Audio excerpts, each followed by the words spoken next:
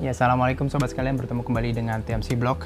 Di pagi ini kita akan bicara tentang flash news yang boleh dibilang cukup mengejutkan, di mana diberitakan, dirumorkan Maverick Vinales akan mengakhiri karir MotoGP-nya dengan Yamaha di akhir musim 2021 dan akan bergabung dengan Aprilia di musim 2022 bersama atau bertandem dengan Alex Espargaro di sana. Aduh, ini cukup menarik karena tiba-tiba bang gitu ya. Ini sebuah bombshell dalam pemberitaan, boleh dibilang seperti itu, kalau walaupun masih rumor. Jadi cerita ini kalau boleh ditilik lebih dalam, itu memang perkiraan memang berlangsung sangat cepat ya. Boleh dibilang evolusi dari berita ini sangat berevolusi sangat cepat. Diperkirakan memang hasil dari Grand Prix Jerman di Sachsenring itu menjadi titik balik utama dari Maverick Vinales, sehingga dia boleh dibilang akhirnya mengambil keputusan ini gitu. Kalau misalkan ini benar, seperti kita ketahui di Grand Prix Jerman di Sachsenring, boleh dibilang Maverick Vinales itu finish di urutan terakhir, sesuatu yang buat Maverick Vinales itu sangat mengecewakan karena dia sempat bilang bahwa hal ini tuh baru sekali kejadian pada dirinya semenjak dia berkarir balap semenjak kecil. Dia bilang bahwa sebenarnya dia bukannya tidak senang berada di Yamaha, cuman dia mendeteksi adanya ketidakrespekan dari pabrikan. Maverick Vinales bilang seperti itu. Sepertinya kayak suatu pembiaran di mana dia terus-terusan terpuruk pada posisi tersebut. Tidak ada solusi dan segala macam di boxnya Maverick Vinales.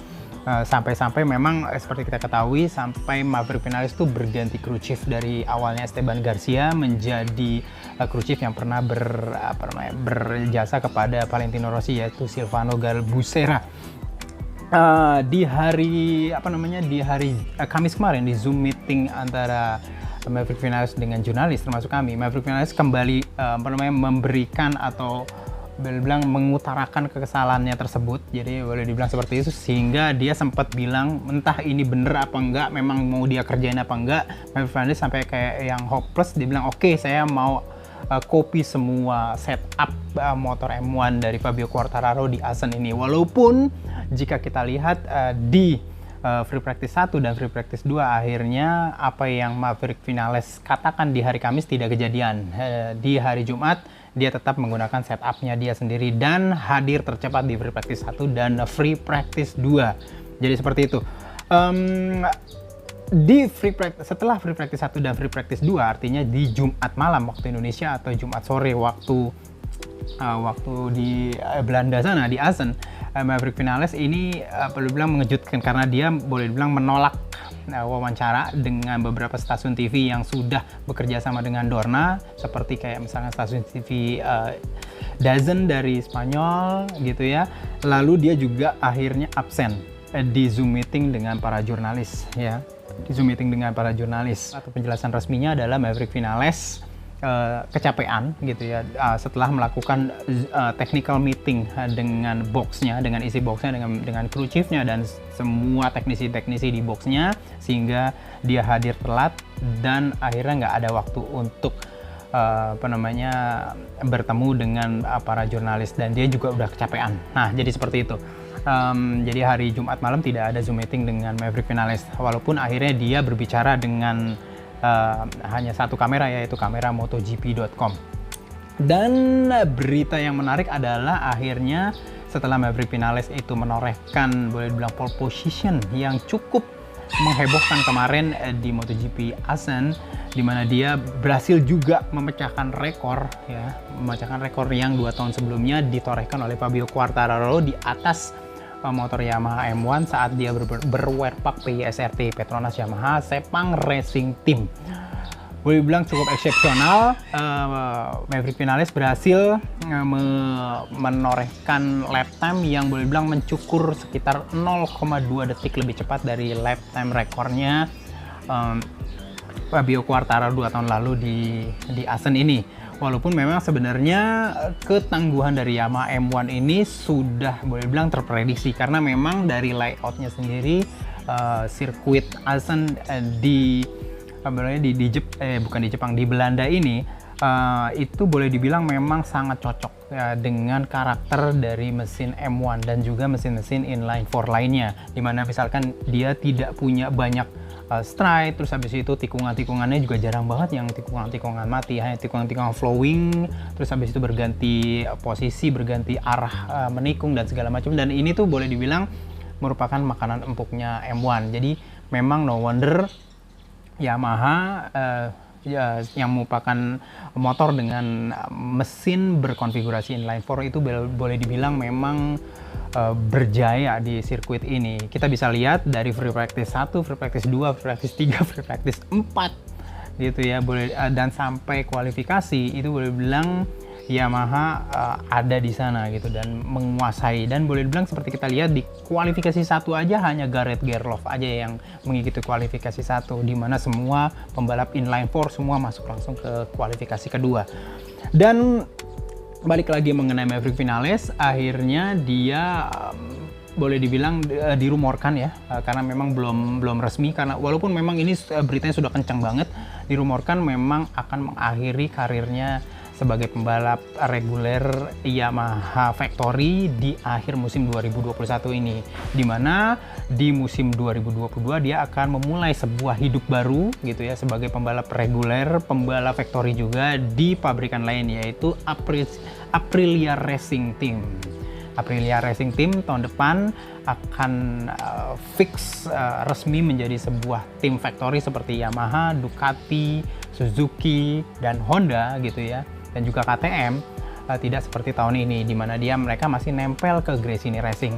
Dan tahun depan diperkirakan Maverick Vinales akan bertandem dengan bekas teammate-nya yang dulu pernah bersama dengan dia di awal-awal era Suzuki ketika balik lagi ke MotoGP, yaitu Alex Espargaro. Jadi seperti itulah teman-teman sekalian update yang kita bisa lihat. Sementara ini tuh cukup menghebohkan karena boleh dibilang Maverick Vinales kan boleh dibilang memang pembalap yang cepat, tapi memang dia kalau pengen cepat dia harus berada pada situasi yang benar-benar sempurna bagi dia gitu, motornya sempurna, keadaannya sempurna.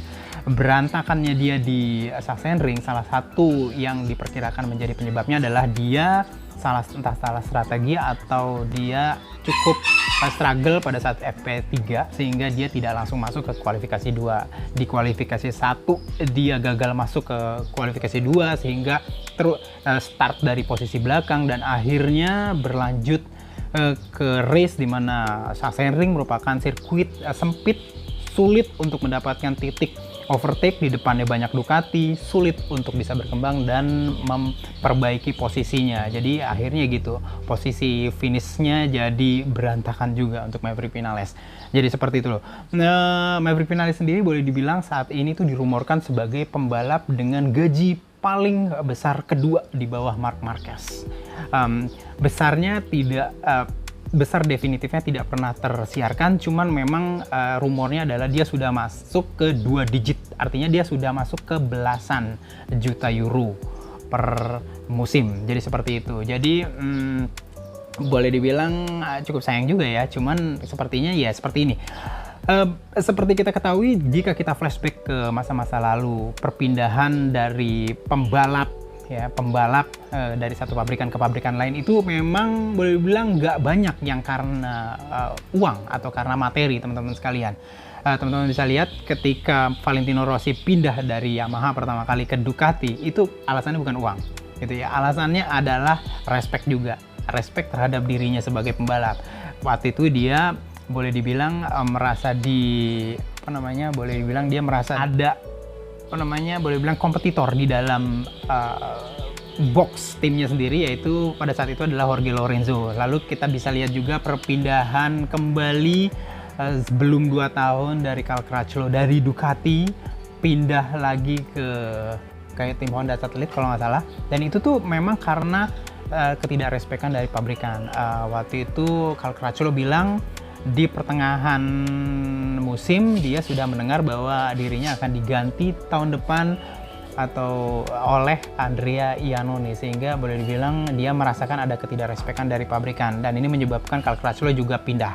Dan kali ini kejadian lagi di mana akhirnya Maverick Vinales pun diperkirakan pindah bukan karena uang, tapi lebih karena ketidakrespekan dia merasa ketidakrespekan dari pabrikan terhadap dirinya. Ya, boleh dibilang ini adalah buntut dari sebuah kompetisi di dalam satu tim gitu ya. Dan biasanya memang orang pertama yang harus dikalahkan dalam sebuah tim adalah teammate-nya itu sendiri. Yamaha sendiri, kalau misalkan benar Maverick Vinales akan keluar, diperkirakan akan mencoba sekuat tenaga menarik pembalap dari Petronas Yamaha SRT, yaitu Franco Morbidelli, untuk kembali bertandem dengan Fabio Quartararo di Yamaha Factory tahun 2022 nanti. Itu aja teman-teman sekalian, berita singkat hari ini mengenai kehebohan yang terjadi akibat rumor akan pindahnya Maverick Vinales dari Yamaha ke pabrikan lain, yaitu Aprilia. Mudah-mudahan kita bisa bertemu kembali di vlog selanjutnya. Assalamualaikum warahmatullahi wabarakatuh.